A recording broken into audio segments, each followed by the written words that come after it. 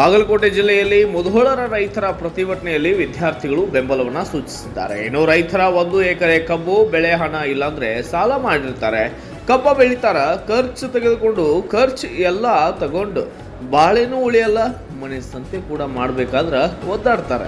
ಇನ್ನು ರಾಜಕಾರಣಿಗಳಿಗೆ ಏನಾಗೈತಿ, 3,500 ರೂಪಾಯಿ ಪ್ರತಿ ಟನ್ನಿಗೆ ಕಬ್ಬಿನ ಬೆಲೆ ನಿಗದಿ ಮಾಡಕ್ಕೆ ಏನಾಗೈತಿ ಎಂಬಂತಹ ಪ್ರಶ್ನೆ ಈಗ ಉದ್ಭವ ಆದಂತಾಗಿದೆ. ಇನ್ನು ರೈತರ ರೊಚ್ಚಿಗೆದ್ರೆ ಪರಿಸ್ಥಿತಿ ಬಹಳ ಕೆಟ್ಟಾಗ್ತವೆ. ರೈತರ ಬೆಲೆನೂ ಗೊತ್ತಾಗ್ತೈತಿ ಮತ್ತು ರೈತರ ಕಷ್ಟನೂ ಕೂಡ ಗೊತ್ತಾಗ್ತೈತಿ.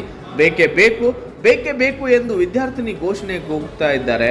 3,500 ರೂಪಾಯಿ ಪ್ರತಿ ಟನ್ ಕಬ್ಬಿನ ಬೆಲ್ ನೀವು ರೈತರಿಗೆ ನೀಡುತ್ತರ ನಮ್ಮ ಹೋರಾಟ ನಿಲ್ಲೋದಿಲ್ಲ ಅಂತ ಈಗ ವಿದ್ಯಾರ್ಥಿಗಳು ಸರ್ಕಾರಕ್ಕೆ ಎಚ್ಚರಿಕೆಯನ್ನು ನೀಡಿದ್ದಾರೆ.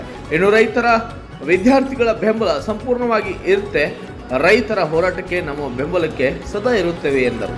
Bureau report, DD9 news Kannada, Bagalkot. ಏನು ಮಾಡ್ಕೋಬೇಡ್ರಿ, ನಮ್ ಸರ್ಕಾರಕ್ಕೆ ಎದಕ್ಕೆ ಅರ್ಥ ಆಗ್ತಾ ಇಲ್ಲ ಅಂದ್ರೆ ಗೊತ್ತಾಗ್ತಾ ಇಲ್ಲ. ಇವ್ರ ರೈತರು ಕೇಳಾಕತ್ತಿದ್ದ 3,500, ಬರೀ 3,500. ಅವರಿಗೆ ಅದ ಇನ್ನಾದ್ರೂ ಕೊಡಕ್ ಆಗ್ತಿಲ್ಲ. ಸಕ್ಕರೆಗೆ ಅಷ್ಟು ಬೆಲೆ ಕೊಡ್ತಾರ, ಆದ್ರೆ ಈ ರೈತರು ಬೆಳೆದಿದ್ದ ಕಬ್ಬಿಗೆ ಅಷ್ಟು ಬೆಲೆ ಕೊಡಕ್ ಆಗ್ತಾ ಇಲ್ಲ. ಎಲ್ರು ಬಂದಿಲ್ಲ, ಒಂದಿಟ ರಾಜಕಾರಣಿಗಳು ಎಲ್ಲಾರು ಕಾರ್ಖಾನೆ ಮಾಲೀಕರು ಬಂದಿಲ್ಲ, ಬಿಸ್ಲಾಗ ಕೆಲಸ ಮಾಡಿ ನೋಡ್ರಿ, ನಿಮ್ಗೂ ಗೊತ್ತಾಗತ್ತೆ ರೈತನ ಬೆವರಿನ ಹನಿ ಏನಂತ, ರೈತರು ದುಡಿದ ಕಷ್ಟ ಏನಂತ ನಿಮ್ಗೂ ರೈತನ ಕಣ್ಣೀರ್ ಎಲ್ಲ ಗೊತ್ತಾಗತ್ತೆ. ರೈತ ತಮ್ಮ ಪಾಪ ಸಾಲ ಸುಲ್ಲ ಮಾಡಿ ಬೆಳೆ ಬೆಳೆದಿರ್ತಾನೆ.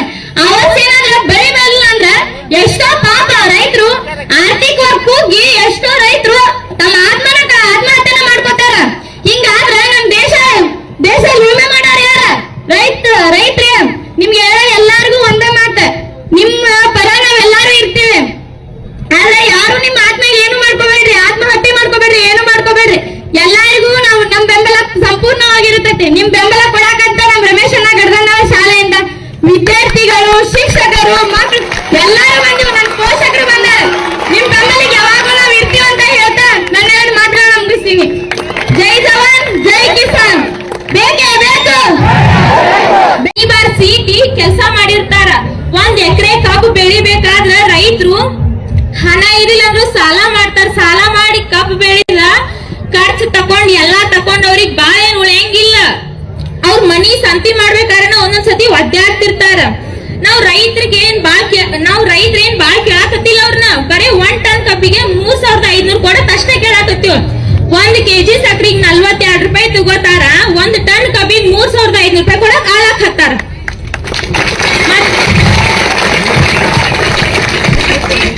ರೈತರು ಸಮಾಧಾನದಿಂದ ಇರ್ತಾರ, ಆದ್ರ ರೈತರ ತಾಳ್ಮೆನ ಯಾವತ್ತೂ ಪರೀಕ್ಷೆ ಮಾಡಬಾರ್ದ. ರೈತರ ರೊಚ್ಚಿಗೆ ಬಾಳ್ ಕೆಟ್ಟ ಪರಿಸ್ಥಿತಿ ಹೇಳ್ತನು. ಮತ್ತ ರೈತರಿಗೆ ಸಮಾಧಾನದಿಂದ ಇರುದು ಗೊತ್ತೈತಿ.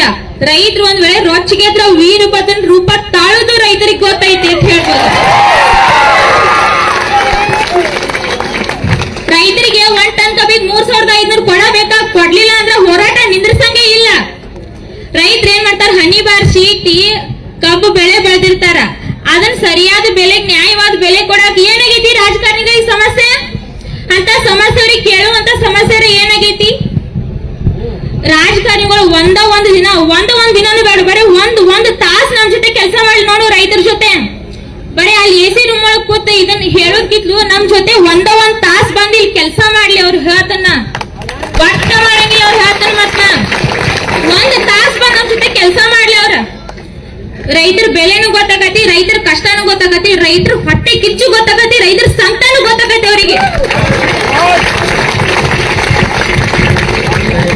ಉರಿಯೋ ಬಿಸ್ಲಾಗ ನಿಂತ್ಕೊಂಡ ಕೈಯಾಗ ಸನಕಿ ಹಿಡ್ಕೊಂಡ ಸನಕಿ ಹೆಗಲ್ ಮೇಲೆ ಹಾಕೊಂಡ ಬೆವ್ರ ಹನಿಗಳನ್ನ ಭೂಮಿಗೆ ಸುರಿಸಿ ಇಡೀ ದೇಶಕ್ಕೆ ಅನ್ನ ಕೊಡ್ತಾರ ನಮ್ ರೈತರ.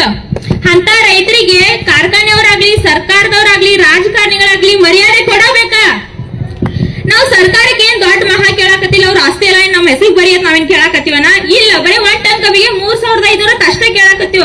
ಅವ್ರು ಕೊಡಬೇಕಾ? ಅದ್ ನಮ್ ನ್ಯಾಯವಾದ ಬೆಲೆ ಐತಿ. ಈಗ ಸರ್ಕಾರದವ್ರು ಏನ್ ಅನ್ಕೋತಾರು, ಈ ರೈತರೆಲ್ಲ ಹೋರಾಟ ಮಾಡಕತ್ತಾರಪ್ಪ, ನಮ್ ಮ್ಯಾಲ 3,500 ರೂಪಾಯಿ ಬೇಡಿಕೆ ಇಟ್ಟಾರ ಅವ್ರ ಅನ್ಕೋತಾರ. ಆದ್ರೆ ಸರ್ಕಾರದವ್ರಿಗೆ ಹೇಳ್ತೀನಿ ಕೇಳಿಲ್ಲ, 3,500 ನಮ್ ಬೇಡಿಕೆ ಅಲ್ಲ, ಅದ್ ನಮ್ ಸ್ವಂತ ಹಕ್ಕ ಐತೆ. ಅದ್ ನಮ್ ಹಕ್ಕ ಐತೆ. ನಾವು ಕೇಳ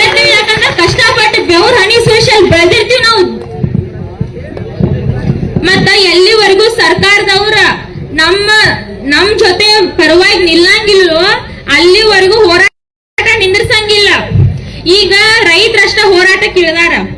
ಇನ್ನು ಮುಂದೆ ಏನಾರ ಕಬ್ಬಿನ ಬಿಲ್ ಜಾಸ್ತಿ ಮಾಡ್ಲಿಲ್ಲ ಅಂತಂದ್ರ ಐತ್ಲೆ ಶಾಲಾ ಕಾಲೇಜ್ ಮಕ್ಕಳು ಎಲ್ಲ ಹೋರಾಟಕ್ಕೆ ಇಳಿತಾರ.